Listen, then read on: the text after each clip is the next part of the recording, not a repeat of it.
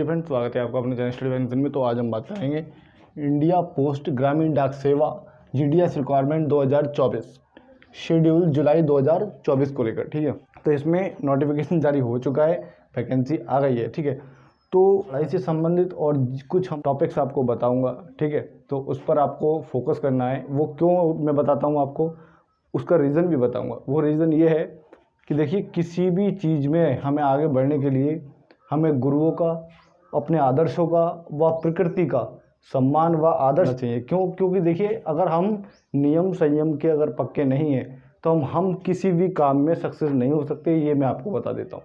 ठीक है, तो पढ़ाई हो या कोई अन्य क्षेत्र या हमारे आप रोज़ की दिनचर्या क्यों ना हो, ठीक है, उसमें हमें आगे बढ़ने के लक्ष्यों व अपने गुरुजनों व प्रकृति का सम्मान व आदर्श करना बहुत ज़रूरी है। ठीक, तो अब मैं आपको कुछ टॉपिक्स बताता हूँ। आप उन पर कुछ करना नहीं, आपको फोकस करना है कि वो हमारी लाइफ में इन्वॉल्वमेंट रखते हैं या नहीं रखते हैं। ठीक है, सेटिस्फैक्शन आपको मिलता है तो वाकई आप उस पर अमल जरूर करें। वो क्या है रीज़न, मैं आपको बता देता हूँ। ठीक है, तो एक बच्चा बोलता है कि ईश्वर होते कैसे हैं, ठीक, मुझे उनको देखना है। ठीक, तो वो बच्चा काफ़ी थोड़ा समझदार होता है, ठीक ठाक, लेकिन वो ईश्वर की खोज में अपने पिताजी के साथ निकल जाता है। वो कहता है मुझे दिखा कर लाओ ईश्वर होते कैसे हैं, मैं देखना चाहता हूँ उनमें आखिर ऐसा क्या होता है। तो वो अपने पिता के कंधों पर बैठकर निकल जाता है ईश्वर को देखने, ठीक है, भगवान की तलाश में, और वो खोजता है। तो वहाँ एक छोटी सी टिप्पणी की गई है, वो क्या है मैं आपको बता देता हूँ। निकला है भगवान की तलाश में, नादान बचपन को क्या पता है कि जिसकी कंधे पर तू बैठा है वही भगवान है। ठीक है, तो आप इसका उदाहरण समझ ही गए होंगे। एग्जाम्पल में बता देता हूँ कि जो व्यक्ति, ये एक व्यक्ति के डैडी हैं उस बच्चे के, और ये बच्चा इनके कंधों पर बैठा है। ठीक, तो आप ये सोचें, जो व्यक्ति अपने माँ बाप का ही त्याग कर देगा तो उसे भगवान कहाँ मिलेंगे। जाहिर सी बात है भाई, इसका कहने का उद्देश्य यही है कि जिसके कंधे पर तू बैठा है वही भगवान है। समझ रहे हो आप? तो भगवान की तलाश में मत जाओ। क्यों? क्योंकि ईश्वर अपने माँ बाप में ही छिपे होते हैं। और अब जो व्यक्ति अपने माँ बाप का त्याग कर देता है उसको प्रकृति भी स्वीकार नहीं करती है, ये मैं आपको बता देता हूँ।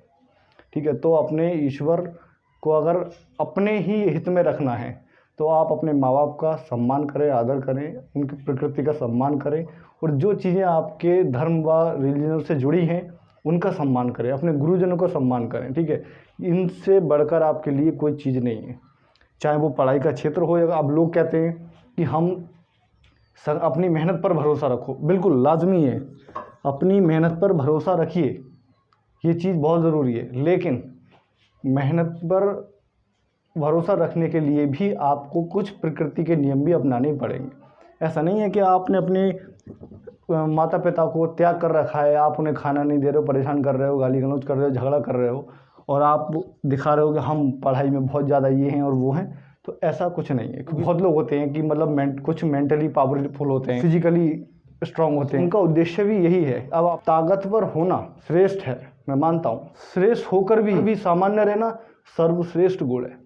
इसका एग्जाम्पल क्या होगा मैं आपको बता देता हूँ। देखिए, अगर आपके पास मेंटली फिजिकली पावर है तो वो आपके अंदर श्रेष्ठ गुण है। और अगर आप इन सब होने के बाद भी सामान्य तरीके से रह रहे हैं तो वो आपका सर्वश्रेष्ठ गुण है। क्यों? क्योंकि मैं आपको एक छोटा सा एग्जाम्पल देता हूँ। आपने बाली और हनुमान जी की कहानी सुनी ही होगी, तो वो क्या है मैं आपको थोड़ा सा बता ही देता हूँ डिटेल में। वो ये था कि एक बार वन में हनुमान जी तपस्या कर रहे थे, ध्यान लगाए बैठे थे, और बाली को ये बल प्राप्त था कि जो व्यक्ति भी उससे युद्ध करेगा उसकी आधी पावर उसके अंदर प्रवेश कर जाएगी। तो उसे बहुत ज़्यादा गुरूर था कि मेरे आगे कोई टिक नहीं सकता। बाली भी काफ़ी बलशाली था क्योंकि उसे भी काफ़ी वरदान प्राप्त थे। ठीक, और जो व्यक्ति उससे युद्ध करेगा उसकी आधी पावर उसमें चली जाएगी, तो जाहिर सी बात है वो भी स्ट्रांग हो ही जाएगा। लेकिन उसको नादान को ये नहीं पता था कि हनुमान जी के अंदर कितना बल है और वो है क्या आखिर। ठीक है, क्योंकि आप हनुमान जी की ताकत से परिचित नहीं था वो। ठीक है, तो वो ये गलती कर बैठा। वो क्या थी मैं आपको बताता हूँ। उस ध्यान में उसने भंग किया। कैसे? कि हनुमान जी तपस्या कर रहे थे और वो जोर जोर से गुहार लगा रहा था कि कोई है मेरे आगे टिक सके। ठीक है, तो हनुमान जी बोले कि हे बाली, तुम ताकतवर हो ये सभी जानते हैं, तो आप इस चीज़ का दुरुपयोग ना करें, क्योंकि आप किसी को ललकार रहे हैं वो चीज़ बहुत गलत है। तो बाली ने इस बात पर उत्तर दिया, तुम मुझे सिखाओगे कि ताकत होती क्या है और इसका अंजाम क्या होता है। तो हनुमान जी बोले कि ऐसा नहीं है, आप ताकतवर हैं, अच्छी बात है, ठीक है। तो बाली बहुत ज़्यादा गुरूर में था और उन्होंने उसे भी, हनुमान जी को भी थोड़ा कुछ ऐसा बोल दिया कि उन्हें थोड़ा बुरा लगा, ठीक है, कि तुम मुझे सिखाओगे ऐसा वैसा, उन्हें थोड़ा गलत लगा और बोला कि ऐसा नहीं है, अगर तुम इतने ही वो हो तो तुम मुझसे युद्ध करो। तो हनुमान जी बोले मैं युद्ध करने नहीं आया, मैं तुमको सिर्फ बताने आया हूँ कि मैं वहाँ तपस्या कर रहा हूँ, मैं अपना ध्यान लगाए बैठा हूँ, वो मेरा ध्यान भंग हो रहा तो से, ठीक है। आप जो जोर जोर से गुहार लगा रहे हो उसकी वजह से मेरा ध्यान भंग हो रहा है, तो कृपया ऐसा ना करें। तो बाली उस टाइम गुरूर में आ जाता है, बोलता है कि अगर ऐसा है तो आप मुझसे युद्ध करिए। तो हनुमान जी को फिर भी गुस्सा आ जाता है क्योंकि वो बहुत सारी कुछ चीज़ें ऐसे गलत कह देता है, ठीक है। तो वो उसकी चुनौती एक्सेप्ट कर लेते हैं, स्वीकार कर लेते हैं कि ठीक है, अगर तुम ये चाहते हो तो मैं बेशक तुमसे युद्ध करने तैयार हूँ, सुबह वहाँ मिलना, ठीक है, युद्ध के मैदान में तैयार रहना। और जो ऋषि जी थे उनको पता था कि यहाँ अनर्थ होने ही वाला है, क्यों, क्योंकि उनको पता था कि हनुमान जी से टक्कर लेना बहुत गंभीर बात है, वो भी बाली, ठीक है, क्योंकि आपको पता है हनुमान जी की पावर क्या है, वो लोग जो परिचित हैं वो अच्छे से जानते हैं, ठीक है। पहली बात तो ब्रह्मचारी ठहरे, दूसरा उन्हें भी काफ़ी वरदान प्राप्त हैं, और तीसरी बात भाई वो ईश्वर हैं, तो थोड़ा तो इफेक्ट पड़ता ही है, ठीक है। तो फिर क्या हुआ कि जब वो रणभूमि में आए, मैदान में उतरे, तो वहाँ ऋषि जी ने उनको कहा कि भाई हनुमान जी, आप युद्ध के लिए जा तो रहे हैं लेकिन आप अपनी शक्ति का 10% ही हिस्सा लेकर जाएंगे, ठीक है। तो हनुमान जी इस चीज़ पर भी एक्सेप्ट कर लेते हैं कि ठीक है, अगर ऐसा है तो मैं यही करूँगा, क्योंकि उनको पता था कि हनुमान जी के अंदर इतना बल है कि वो 2 मिनट भी नहीं सकता, ठीक। तो वो अपनी शक्तियों का 10वां हिस्सा लेकर गए थे, ठीक। अब वो ले जाने के बाद भी अगर जब वो रणभूमि में आए और बाली उनके सामने आया तो आधी पावर बाली के अंदर प्रवेश कर गई और बाली का शरीर इतना ज़्यादा तनावग्रस्त हो गया जिससे कि मानो ऐसा लग रहा था कि उसका शरीर फट जाएगा, क्योंकि उसको हनुमान जी की शक्ति अंदर प्रवेश करते ही उसको सहन नहीं हो रही थी, बॉडी में ऐसा हो गया जैसे कि अब उसकी बॉडी फट जाएगी, ठीक। तो ऋषि जी ने बताया कि बाली यहाँ से भाग वरना मारा जाएगा, ठीक, क्योंकि उसको पता था कि जब वो उनकी शक्ति सहन नहीं कर पा रहा, आधी शक्ति, वो भी आधी पूरी शक्ति का 10वां हिस्सा, तो वो क्या ही युद्ध करेगा।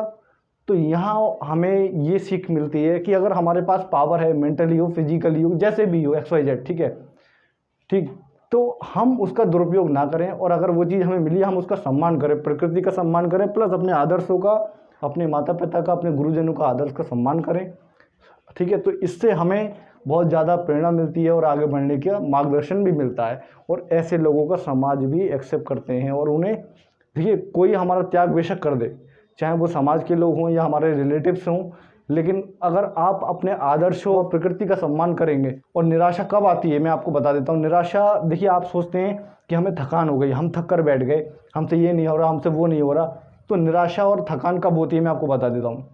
वो तब होती है जब हम अपने काम से सेटिस्फेक्शन नहीं मिलता है।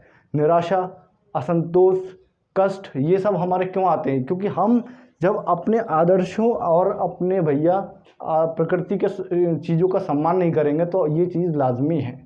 और अगर हमारी लाइफ में अगर दुख परेशानी आ भी रहे हैं तो आप ये ना सोचें ये तो ईश्वर को भी साक्षात आते हैं, तो आप उनका सामना करें, ना कि गलत रास्ते पर जाएं, ठीक। गलत रास्ता उसका निवारण नहीं है, निवारण यही है कि आप ढूंढें निवारण गलत तरीके से नहीं, आप अपने गुरुजनों का सम्मान करें, प्रकृति का सम्मान, ईश्वर का सम्मान करें, पूजा पाठ करें, ठीक है, गुरुद्वारे जाएं, मस्जिद जाएं। देखिए अपने आदर्शों का सम्मान कर लेना सीख लीजिए। आदर्शों व प्रकृति का सम्मान किया, उसको जग में, ठीक है, संसार में कोई भटका नहीं सकता, ये मैं आपको जो व्यक्ति इन चीज़ों को मानेगा समझ लीजिए कि उसको कोई अपने मार्ग से भटका नहीं सकता। और चाहे बेशक मैं मानता हूँ दुख परेशानी सभी की लाइफ में आती है, ऐसा कुछ नहीं है, आप गलत तरीका ना अपनाएं। बस बात कर लेते हैं फिर पढ़ाई की। तो पढ़ाई से संबंधित में ये बात बताऊंगा आपको। आपने देखा होगा कि पूरे साल जो व्यक्ति कभी मंदिर नहीं गया, मस्जिद नहीं गया, गुरुद्वारे नहीं गया, और वो बच्चा पढ़ाई के टाइम पर एग्ज़ाम आ जाए, नेक्स्ट डे से ही पता क्या करेगा, मंदिर जाना शुरू कर देगा, मस्जिद जाना शुरू कर देगा, गुरुद्वारे जाना शुरू कर देगा। क्यों? क्योंकि उसको वहाँ भय होता है कि भाई अब मुझे ईश्वर की शरण में जाना है और वही मेरा कुछ कर सकते हैं, चाहे वो कितना भी माइंडेड है, कितना भी कुछ है, लेकिन तब वो ईश्वर की शरण ढूंढता है। क्यों ढूंढता है भाई? जब तू पूरे साल कुछ नहीं कर सकता ईश्वर के लिए, तो अपने फ़ायदे के लिए ही क्यों गया? मानोगे? तो भाई मैं आपको ये चीज़ बता देता हूँ, आप ये चीज़ ना करें, क्योंकि इन चीज़ से नेगेटिविटी फैलती है। आप ये तो बहुत गलत तरीका हो गया। क्यों? क्योंकि आप अपने मतलब के लिए ईश्वर को अपना वो बना रहे हैं। तो आप अपने आदर्शों, आप प्रकृति व माँ बापों का क्या सम्मान करेंगे? आप उनको भी अपने मतलब के लिए ही वो करेंगे। तो आप ये चीज़ समझे, ये चीज़ आपके लिए समान होनी चाहिए, ठीक है, और सबसे ऊपर होनी चाहिए। आप उनको अपने सबसे ऊपरी क्षेत्र में रखें। ईश्वर का सम्मान, माँ बाप का सम्मान, प्रकृति का सम्मान, प्लस अपने आदर्शों को और उसूलों का पक्का।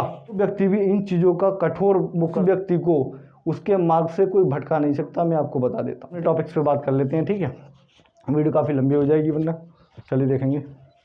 तो हम सबसे पहले बात करेंगे इंपॉर्टेंट डेट्स को लेकर, ठीक है। तो इंपॉर्टेंट डेट्स क्या रहेगी हमारी? एप्लीकेशन विंग 15/7/2024, ठीक है, ये फॉर्म अप्लाई करने की डेट है 15/7/2024। लास्ट डेट फॉर अप्लाई, ठीक है, तो लास्ट डेट फॉर अप्लाई क्या रहेगी? लास्ट डेट 5/8/2024, ये हमारी फॉर्म अप्लाई करने की लास्ट डेट रहेगी, ठीक। अब बात कर लेते हैं एज लिमिट को लेकर। तो एज लिमिट क्या रहेगी हमारी? पहले बात करेंगे हम मिनिमम एज की। तो मिनिमम एज रहेगी हमारी 18 साल, ठीक है, 18 ईयर्स। अब बात करेंगे मैक्सिमम एज की। तो मैक्सिमम एज रहेगी हमारी 40 ईयर्स, ठीक है, 40 साल, ठीक। अब बात करेंगे पोस्ट नेम। तो पोस्ट नेम में देखेंगे पोस्ट नेम क्या है हमारा? ग्रामीण डाक सेवा, GDS शेड्यूल जुलाई 2024, ये हमारे पोस्ट नेम है। एप्लीकेशन फ़ी को लेकर, तो एप्लीकेशन फ़ी क्या रहेगी? सबसे पहले बात करेंगे हम जनरल और OBC को लेकर, वो हमारा 100 रुपीज़ चार्जेस रहेगा, ठीक है, जनरल और OBC वालों का। अब बात करेंगे SC/ST। तो SC/ST आपने देख रखा है निल, कोई फीस चार्ज नहीं है उनका। अब बात कर लेते हैं एलिजिबिलिटी को लेकर। तो एलिजिबिलिटी क्या रहेगी? 10th, ठीक है, class 10th high school with mathematics and English as a subject now the local language. Total post कितनी है? तो टोटल पोस्ट देखेंगे हमारी 44,228 टोटल पोस्ट हैं। तो काफ़ी अच्छी वैकेंसी एलिजिबिलिटी है आपके पास, ठीक है। तो आप इसमें अप्लाई ज़रूर करें, ठीक ठाक है, तो आप इसमें अप्लाई ज़रूर करें। बाकी अगर वीडियो अच्छी लगी तो लाइक करें, शेयर करें, कमेंट करें, चैनल को सब्सक्राइब करें। धन्यवाद।